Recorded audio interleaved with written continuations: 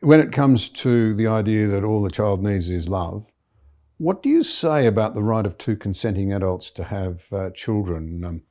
How can that be legitimately denied? Two consenting adults that would not be the Same biological? Sex. Yeah. Because the child has no consent in the matter.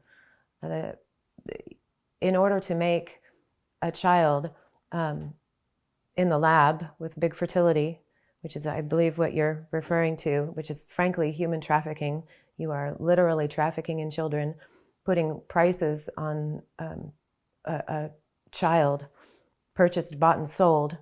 Any of the stories in there talk so much about how they were paid for. They know what their price was, and it was $70,000, and that was it. No one has a right to possess a child that is not their biological child.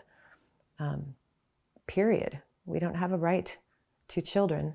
Children have a right to us. Big part of the flavour of your book is we give parents all sorts of rights, and adults can speak for themselves. We're not according the voiceless children who are too young to have a voice. Yeah, they don't advocate for themselves. They don't blog. They don't submit amicus briefs. They don't author books. They don't do interviews with former deputy prime ministers, right? And yet they have rights. They have very concrete, natural rights that are recognized worldwide, but there's nobody to protect them. There's nobody to speak up for them, because by the time adults get to be adults, their self-interest drives most of these conversations about marriage and family. And so what do we need if we want a thriving society? What do we need if we want healthy, whole children who are safe and loved? We all have to become advocates for children on their behalf. So Stacy's spot on. This idea that I have a right to children, I have a right to parenthood, even that I have a right to marry. No, you actually don't.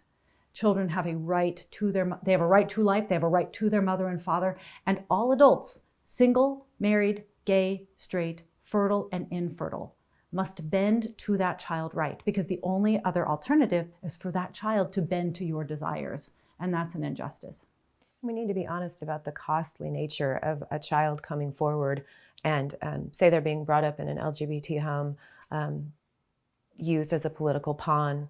The two people that are the most invested in them, that is, their two moms, to speak to the father loss for a child in that environment is going to be extremely costly.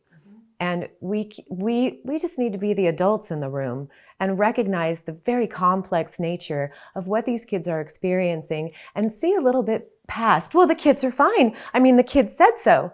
The study said so, the self-reported study said so.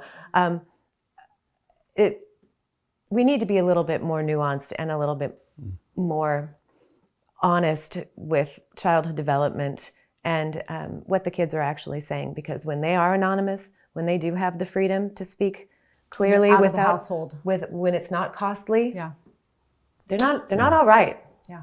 So you get a lot of research around, and there's been a lot of it bandied around in Australia, showing that that children who have grown up in same-sex parent households do every bit as well as anybody else, any other child, if not better. Right. Yeah, fascinating how that works. It's so great. Because the studies are self-reported. I think I made a joke I'm quite fond of. Is this Realville? In our book, in Realville. If the study were titled properly, it would have been titled essentially, homosexual parents are not as honest as heterosexual parents are about their children and their parenting quality. Self-reporting how my kid is doing when I know that there could be some serious political ramifications for how the study is used is about as unscientific as it comes. Yeah. So all of those no difference studies that people cite and quote, and there's like some, 75% studies show no difference in child outcomes. And like Stacy said, almost all of those studies are just asking the two moms, hey, does your kid like being How fatherless? are they doing? And they're like, they actually love it. Oh, like, we are the best parents. There's no abuse. There's no depression. There's no anxiety. They're really, really happy. Right.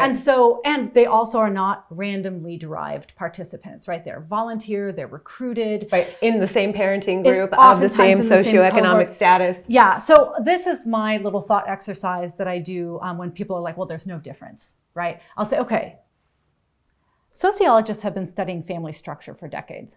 And when you are not talking about same-sex parenting, they tend to agree on three things. Number one, biological parents advantage children in ways that unrelated adults do not. Number two, men and women offer distinct and complementary benefits to children. So different are the ways they engage with kids that there really is no such thing as parenting. There's mothering and there's fathering, and kids need both. And number three, they've seen that kids who lose a parent suffer trauma, whether that's through abandonment, even if they're subsequently adopted, through death, through third-party reproduction, or divorce, right? That there's harms and it diminishes child outcomes. So, since sociologists agree on all of this, why is it that magically, when you're talking about same-sex parenting, there's no difference? There's no difference, because love is love. Right. Even though there's always a biological parent missing, they're always starved of the mothering or fathering that maximizes child development. And they've always suffered some kind of traumatic loss of a parent. Why do you think those studies show that there is no difference? And I know. Politics. That's my guess. It is. And then when you look at those no difference studies, you see there are deep methodological flaws about how they were conducted. They either self-reported, like Stacy said, they used very small sample sizes. They weren't longitudinal. There weren't adequate controls. The main issue is they were recruited, right? They weren't randomly derived. And so since that no difference study, avalanche that came leading up to same-sex marriage, we actually have some major studies cited in the book, chapter 6, which talk about these population-wide data sets that we've drawn out of massive government research, government data. And we see that when you actually look at the real outcomes of kids, not what the parents think the outcomes will be or are, you see that no difference is actually massive difference. All different. And these kids don't fare well, right? Especially emotionally. They tend to be hurting more than their peers raised by married biological mom and dad.